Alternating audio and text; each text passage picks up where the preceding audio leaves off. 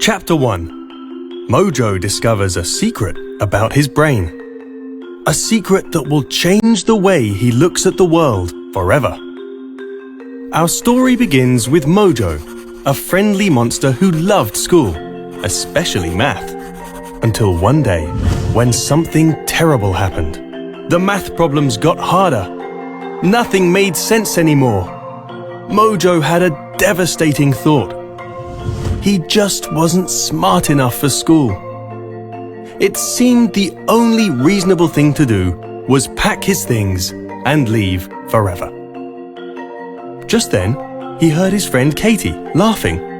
"Mojo, you can't just give up," she said. "I have no choice, Katie," said Mojo.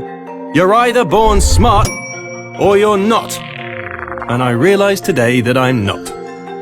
"Mojo, that's not how it works," said Katie. "Anyone can be smart. You just have to work at it." "Psh, that's the most ridiculous thing I've ever heard," said Mojo. "It's not ridiculous, it's science," said Katie. "Neuroscientists studied the brain for years and discovered an incredible secret, that your brain is like a muscle.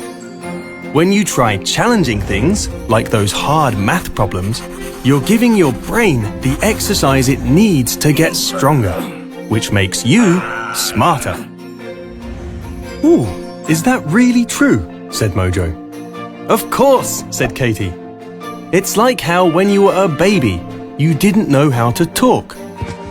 But you kept trying, exercising your brain, until one day you could." Mojo!